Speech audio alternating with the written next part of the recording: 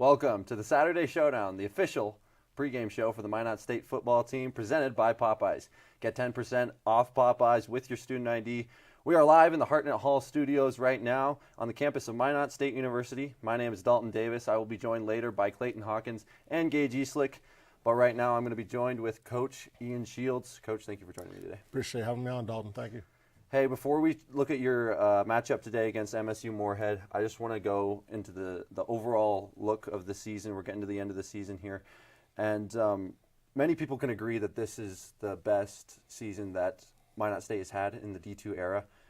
Just what has this season meant to you as far as the improvements from last season to this year? Yeah, it's been significant. We've shown a real progress, obviously, as a program. I thought a lot of guys have stepped forward. Some real positive leadership's made that happen, So we're excited about what we've done to this point. We're not content with that. We have 2 games here back at home to finish out. And, our goal would be to win both of them and finish with a winning season, which has never happened, here in the D2 era. So that would be a huge feather in our cap if we can pull that off.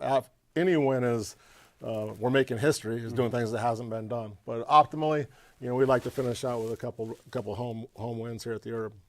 Yeah. Well, you talk about the leadership. I want to talk about the senior captains, Emmett Spino, Mizell Williams, Carson Chrisman, and Carson Keiko.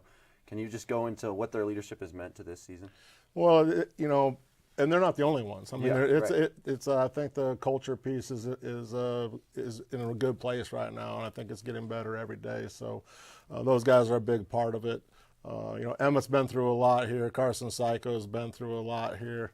Mizell's a newcomer. Mizell actually is a junior. He's got another year left, so that's a good thing. So Carson Chrisman as well has got another year left. So those are kind of the 4 guys that walk out there for the coin toss, and they've done a tremendous job. I think Carson Chrisman is really the epitome of kind of what we're doing, like an unselfish guy, moved over from defense to offense, embraced the role. I think he's really been kind of the straw that stirred the drink in a lot of ways for us. And like I said, all those guys are critical, and there's more than just them. There's I think 13 seniors, I think about right. They're going to walk out there on senior day the next week. And so, like I said, it's exciting because they've made a dent. They've started bridging the gap to where we want to go, and they've been a big part of it.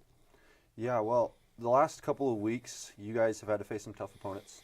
You guys have taken some losses, but you guys fought hard in those games. They were tough opponents, and you guys stayed in the games the whole time. I know you want to come away with wins during those games, but what are some good things and good takeaways that you found from them? Well, yeah, just doubling down on becoming competitive. I mean, we are competitive. We've had chances to beat the best teams in this conference. We're Augustana here at home. We're right there. Bemidji there. We're a play away. So we've closed the gap on teams that are traditional playoff teams in this conference. Now what we got to do is just knock the door down and get over the hump, and we're not quite there yet. That being said, we beat. We did beat Sioux Falls and beat Northern. Teams have been hot since we beat them, and Sioux Falls is a probable playoff team right now. So we're capable of beating anyone, but the margin for error is really slim. So we have to play our best football, and that will be looking forward to today against Moorhead, the same story. Yeah. Well, you talked about the last time we had you on the show, you talked about the importance of winning the turnover battle. Last week you were able to do that. It kept you in the game. What does winning the turnover battle do for you as far as keeping you in the games? Yeah, I mean, it'll be a big part of it today. We've done a great job offensively of not turnover. I mean, we've eliminated sin. We call it the self-inflicted negatives. We're not beating ourselves before the ball snap with procedural errors, not getting lined up, and false starts and all that. Defensively, the same thing. And we were only penalized 1 time last Saturday against Duluth. We're the least penalized team in the country right now. Ironically, Moorhead State's the second least penalized team in the country who we're playing today. So the turnover battle will be big. They throw, it's a contrast in styles. It's fire and ice, it's cats and dogs, it's whatever polar opposites you can think of. Because they're going to throw their air raid, they're going to throw the ball 70 times, and we're flexible and we're going to run it 70 if we can. So. Like I said, it'll be a contrast in styles. Hopefully, there's some opportunities when they're throwing the ball for our defensive backs and linebackers to make some plays and be opportunistic and get the ball back. I think that'll be a big key to the game. If we can get 3 or more defensively takeaways, I like our chances. Yeah, you talk about their pass offense. Going from last week, just a huge rushing offense from the team you faced, and then this week, Moorhead bringing in a lot of passers and a lot of top receivers too. How do you make that transition from last week to this week? Well, hopefully it started this week in practice, Right. And they're a talented group. You know, the quarterback's first team all conference a year ago. They got receivers that can play. They got a good scheme. Their quarterback's so far back there in the gun, like it's hard to get a pass rush on them. That we need to get one, but you know, they do a real. They're good at what they do. You know, it's kind of like the old Mike Leach air raid system. You know, Washington State or Texas Tech. Like the quarterback's pretty efficient, gets the ball in his hands, and they got some pretty dynamic receivers. So I said it is a challenge, you know, and they got a lot of bubble screens and quick screens and all that stuff that serves as their run game. So they're a challenge. I mean, the best way to defend these guys is for our offense to stay on the field. Don't let their offense on the field. If our offense can win the time of possession and ground them out, and then that plays into our hands. Yeah, you talk about the time of possession. It's a tale of two stories between, you know, our rushing offense and their pass-heavy, you know, offense on their side of the ball. You guys are number 3 in the time of possession in the NSIC this year, and in each of your victories against Sioux Falls and Northern State, like those were huge contributors to the game. I know in Sioux Falls you guys had the ball for more than double the time they had the ball, right? Yeah, close to 40 minutes in that game. Right. So you dominated the time of possession. How big is that going to be today with a team that is so reliant on the pass? Well, I think it's a big factor.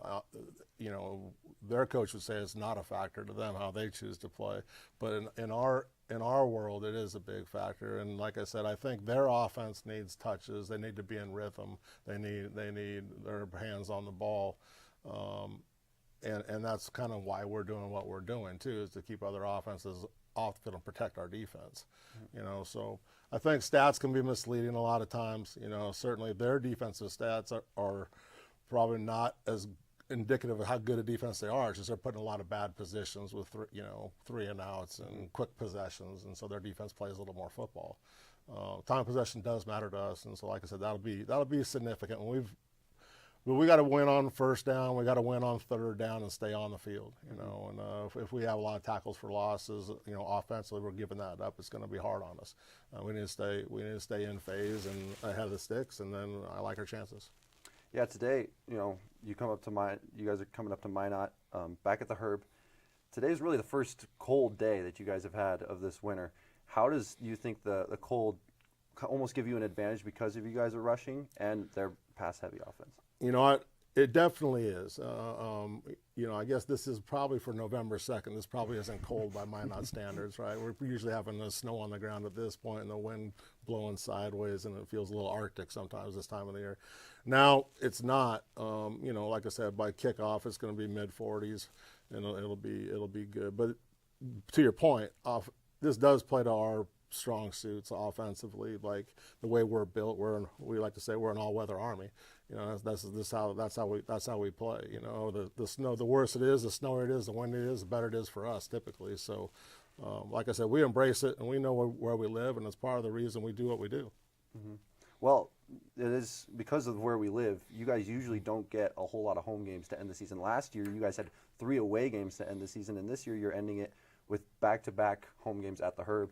Just what does that, you know, mean for you guys to be able to do? Because you guys are 3-1 at home this year, and so coming back and ending the season off at the Herb, what does that feel like? Well, we feel like we have a distinct home field advantage here. You know, we're the furthest trip for just about everybody. You know, the furthest north and the furthest west, you know, team in the conference. So that's a big time advantage for us, and our guys are comfortable here. And like I said, we've been supported well here by our fan base. So, you know, we're excited to be back at home. I think it'll be nice to finish here. You know, we have this awkward bye next week, and then we finish up with Winona in the last game. So it's great to be at home and not on a bus going for 10 or 12 hours like the last couple of weeks have been tough. Like you said, our schedule is arguably the toughest in the history of the school because some of the teams towards the bottom of the standings were not on our schedule, and we added Bemidji and Augustana in place of those teams that were not playing. So, like I said, it's been a challenging schedule, but we've held up well. Like I said, hopefully we can get over the hump here in these last 2 and finish with a winning season. That's the goal.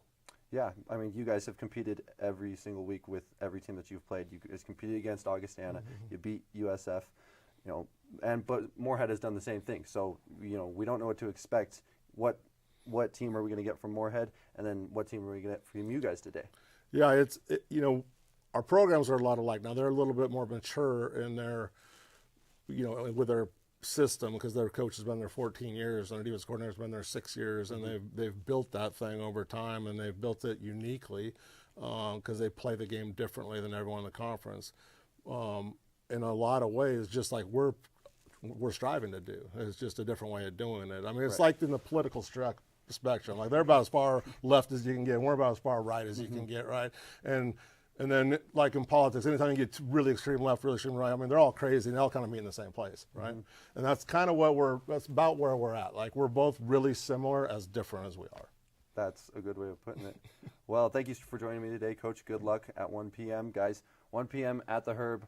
The Beavers are going to be taking on MSU Moorhead. Be there. Bring your jackets. It's going to be a cold one out there. But we're going to take it to a quick break before we got Gage, or afterwards we got Gage giving us updates on the NSIC.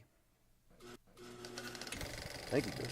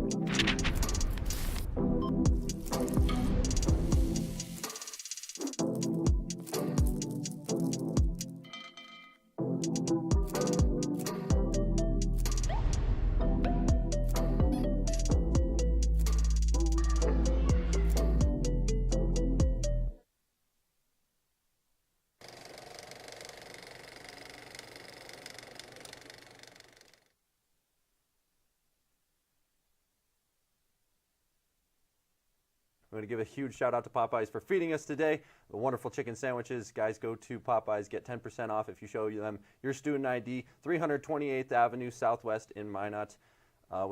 Thank you, Popeyes, for sponsoring us. We appreciate their sponsorship. I'm Dalton Davis. We just had an awesome interview with Coach Shields. We appreciate his time coming before the game.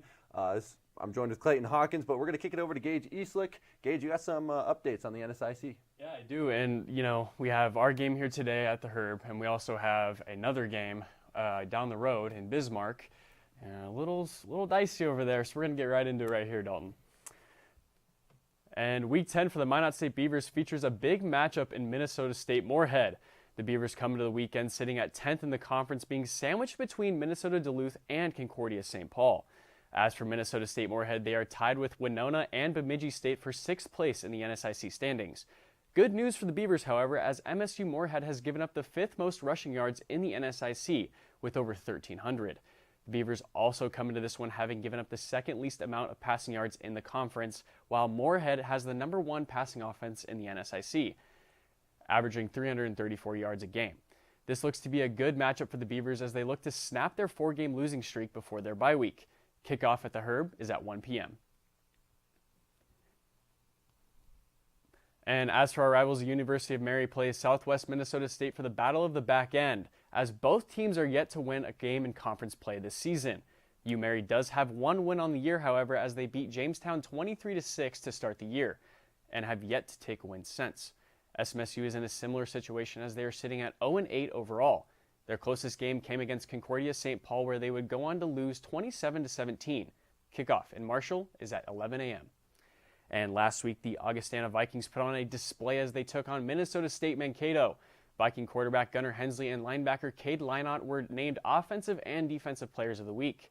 For Gunnar Hensley, he would total an NSIC best 288 total yards while throwing 2 touchdowns. He would go on to finish with a passer rating of 149 on the day. And as for Cade Lynott, he would tie the team high in tackles with 9 on the day, including 7 solo tackles and 1 tackle for loss. He would also add an interception on the day that resulted in a 50-yard return to set up a touchdown later in the game. The Vikings would go on to win this game 34-16 over the Mavericks. and the Vikings play today at 2 p.m. against Concordia St. Paul. Now, Dalton, lots of things going on in the NSIC this week. And now, what are you guys looking forward to? I'm looking forward to watching my first game in the stands for Minot State. I've been working the camera every day with you every game before this, and I'm not working that one today, so I'm able to actually check it out in the stands, maybe go to the tailgate beforehand. A little disappointed you're not working, but it's all right. Yeah, my bad. You're not going to hear my voice on the mic today, but guys, we're going to take it to a quick break. A huge shout out to Popeyes once again. After this break, we're going to kick it to a Hot Topic segment with me and Clayton.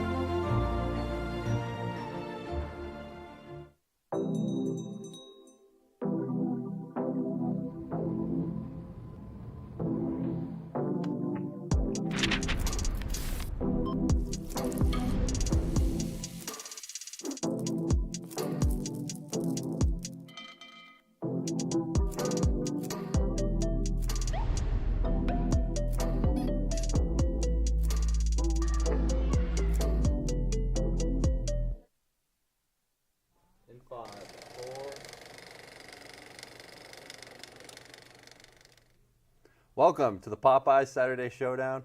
We're going to go straight into our Hot Topic segment of the week. We got a lot of interesting stuff going on as far as local, college, and professional football matchups this weekend. Huge shout out to Gage. Thank you for giving us an update on the NSIC. Going to be some exciting stuff going on today. But we're going to take a look at last night. There was a lot of local sports going on and some playoffs, hopefuls and hopes, still going on for Minot schools right now. Last night, the number one ranked Minot High took on West Fargo and won 23-0. Took them non-handedly. They're going to be going on to play Fargo Davies in the round 2 of the AA playoffs next Friday at home, as well as Minot North. They're ranked third in single A in the 11-man playoffs. Right now, last night they got a win at the North Stadium in Sentinel, 35-20. They moved to round 2 of the playoffs and will face West Fargo Horace next Friday at home. Those are going to be exciting games, trying to get to the championship in each respective class.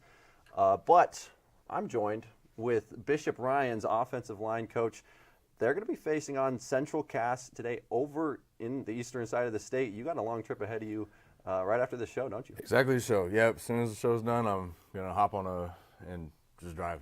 About the 4-hour drive. So we'll make it hopefully in time for kickoff. But yeah, super excited for this opportunity. Central Cass got the bump ahead of us on seeding. But I mean, they're a 4 seed to our 5.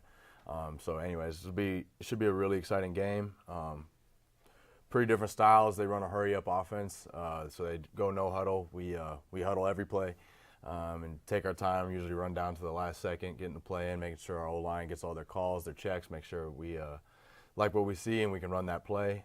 So, yeah, this week's been critical, just trying to get the boys in shape to run a very quick style offense, especially like on defense. We got to play against that and guard against it. But honestly, super excited. Another big test for us as well. They got a pretty big team compared to ours. We're rolling with 33 kids. We're proud of it. We got 20 guys that we certainly trust on any given play to go and make a play. Central Cass, they got about 60 dudes on their sideline. Then they're pretty big as well. So they're going to have fresh bodies rolling in. But, that's why we play the games. Any given Saturday, anyone can get got. And I'm super excited for it. How have you guys prepared this week as far as getting them ready for against a team that's going to have so many guys ready for them? Yeah, so like I said, for O-line up front, for sure, we've just been making sure that we are conditioned well. I've taken pride on that since day one, though, since I took the job. When you're dealing with some bigger boys, man, they are the ones that'll tire out the quickest typically, and so you got to make sure they can go all 4 quarters because you don't want anyone just coming off because they're tired. A la Anthony Richardson last Sunday. There's no place for that really in the game. You just got to play.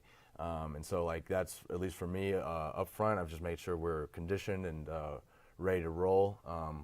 It's tough to sub guys in and out on defense when they run no huddle, but we're going to make sure we are paying attention to when they're subbing because we will be subbing just to match their personnel certainly. So, and then for the large part of the team, our defensive coordinator made sure everyone was ready to play against that tempo offense, and so I think they're more than prepared to get in their spots and play adequately and fast. Well, best of luck to you guys today, and we'll be rooting for you. Bishop Ryan taking on Central Cass at 3 p.m. That's correct. That's correct. Well, we're going to go into FCS matchups now. Locally, NDSU is going to be taking on Northern Iowa over in Fargo. They should take care of them pretty quickly. Hopefully we don't see an upset today. Yeah. Number 15, UND is going to be at Indiana State. They're coming off a 41-40 loss against Youngstown State, who is 3-6 on the season. That was kind of an upset as far as that goes, and 1,000,000%. hoping that they can respond after last week. And then SDSU ranked number 3. They're going to be taking on Murray State at home. They just had a huge overtime win against USD last week. I know my friends back home were really rooting for SDSU. I was kind of wanting a little USD just because SDSU kind of been the guys the last couple of years, and USD's kind of been left in the dust as far as South Dakota football goes. But SDSU pulled it out last week, even though USD gave them a run for their money. I agree. I think just the North Dakota and South Dakota college teams, you got to pay attention to all of them. I think this region's really coming up in its stride with its recruiting in football. Yeah, and NDSU, there's a lot of implications as far as what's happening next year, as far as NDSU going up to FBS, and what the FCS is going to look like next year. We don't know. Yes. Really, the top 3 teams in the FCS, I can only see one of those 3 teams making it with SDSU, NDSU, and Montana State. If one of those teams doesn't win, I'd be really shocked. But we'll see how the FCS plays out for the rest of the year. FBS matchups, there's not a whole lot to be going around right now. We got number 4, Ohio State, going to be playing on number 3, Penn State, sorry. But that's going to be the headline game of today. That's going to be at 11 this morning. Louisville's going to be taking on number 11, Clemson, Florida, at number 2, Michigan. And the number 1, Oregon, is going to be going to Florida's going to Georgia. Oregon is going to Michigan. That just kind of leads us into our hot topic segment of today. We're going to be talking a little Heisman. What do you think as far as the Heisman field, and who do you think that should take home the trophy this year? I think it's a one-horse race. Boise Broncos, shouting your guy out, Ashton Gentry. That dude has been an animal. He runs as a running back the hardest I've ever seen. He's like athletic, quick. He's got balance. He's strong. Can't get him on the ground. Takes more than one person to tackle him. And then that signature stance, just standing straight up in the backfield, ready to receive a handoff. It doesn't get any more cooler than that. It's like the game doesn't even matter to him, and he just runs through people. He honestly just looks like when you played in high school, just that one high school athlete, you're like, he's going to go to the next level. Everyone else is kind of playing at a different speed than him. He looks like that at the college level, so obviously we're really excited to see him get to the pros. But, yeah, I think this is a one-horse race. He should win Heisman. Obviously, Dylan Gabriel has a strong push for it, just given that he is the number 1 quarterback on the number 1 team at the moment. But, yeah, I mean, I think this is an Ashton Gentry show, and I hope he wins. Yeah, you say Dylan Gabriel, he's in the running, or he's in the top to win the Heisman right now. The reason for that, a couple weeks ago, they played Ohio State. He threw for 341 yards and 2 touchdowns, and also rushing for a score in that 32-31 victory against number 4 Ohio State. That was a big thing that put him ahead of Gentry, just because Gentry's playing on Boise State. They're playing the Mountain West. It's the weakest conference in FBS. However, you can't you can't just look away from Gentry's stats that he's put up this year. I mean, we're talking about 190 carries, 1,500 rushing yards, 8 yards per carry, 20 touchdowns in 8 games. That is just video game stats. It is. And he's going for Barry Sanders' record as far as the rushing record goes. Yes, he is. And the other thing you got to look at with Boise State, with Gentry and Gabriel in their races, Boise State and Oregon faced off first week of the college football season. And Boise State horribly outgunned, and Gentry kept them in the game. The Oregon, we were all kind of surprised at how tough Oregon was going to look into this year, and then just how they came out super flat that first week. But I'm going to attribute that mostly to Gentry just giving their defense fits. Oregon's really picked it up since that first week and that first matchup. But I think if Boise State were to play Oregon again today, it would be just another close match, if not a Boise State win, because Ashton Gentry is him. Well, there's one name that we haven't mentioned so far, and that's just something that I'm sure everyone at home is wondering why we haven't mentioned him. It's Travis Hunter, all right? Yeah. He's the most talented guy in college football. I think that everyone can agree with that, playing both sides of the ball, wide receiver and defensive back. Yes. He's very impressive, all right? He is. And he thinks he should win it, which I believe that he should be in contention. And the last couple of years, it's interesting because Gabriel, he's up in the front because they're 7-0. Oregon is 7-0, and they're the number one team. Absolutely. That is because they're winning, okay? I mean, how much does their winning attribute to his Heisman odds, do you think? Yeah, I mean, a lot of people want to say wins is a quarterback stat, and I, as an offensive lineman, couldn't disagree any more than that. So that's where I stand on that. But going back to Travis Hunter, I mean, just objectively, the eye test tells you he's probably the number one defensive player in all of college football. Should be a top 5 pick in the NFL draft. And then as a receiver, his stats support that he's a top 10 receiver. I would go as far as to say he's probably a top 5 wide receiver. He is doing some truly incredible things the last 2 years on a FBS level at Colorado, just playing both ways. He did that same thing at Jackson State 2 years prior to that. So he is truly a unique specimen, a unique talent, and a unique player. I think it just takes an otherworldly year from Ashton Gentry. And I just keep going back to him, sound like a broken record, but that just kind of is the tell of the tape. Ashton Gentry's stats are just popping off the charts, where Travis Hunter is just physically gifted and is amazing. You have to watch the games, but if you look at it just from a stats perspective, this is the Boise State running backs Heisman to lose. I think that Travis Hunter is really, really good. Yes. Dylan Gabriel's in it because they are winning a lot. He has been very good, and he's loading up the stats.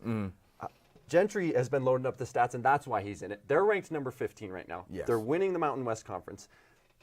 I think that if Travis Hunter was winning more, and the Colorado was winning, I think that he would probably be the Heisman candidate. Yes. Right now, the playoffs are now 12 teams. They're not 4 teams anymore. How much does that attribute to Heisman odds? Because I feel like if you're gonna win a Heisman, then you should probably be in the top 12 because you're going to the playoffs. Yes. The last couple of years, it's been Caleb Williams, it's been Jaden Daniels. Neither of those guys made the playoffs, but the deal was, hey, they're not top 4. That's understandable. Now it's top 12. Can you get in the top 12? Can you be outside the top 12 and win the Heisman? I don't think so. So I think that Boise State can get in the top 12. They're 15 right now. If they win out, I believe they can get into the top 12, get into the playoffs. However, Colorado, they don't really have anybody for the rest of their schedule that they're playing that's going to be significant enough for them to squeeze into that top 12. And so for me, I don't think that is that Travis Hunter's fault? No. Is he probably the most talented guy? Yes. But does that mean he should win the Heisman? I don't think so. It's an individual trophy, but it really goes to the team, all right? You know, Travis Hunter isn't who he is without Shedeur Sanders throwing to him. Gentry isn't who he is without a lineman blocking up front, right? So who is going to be, how much do we attribute a Heisman to an individual stat or an individual award to a team award? I don't know. But I think that if the Boise State gets into the playoffs, Gentry should win the award. And I think that the reason that Travis Hunter didn't win the award is because Deion Sanders has failed him without getting into the playoffs.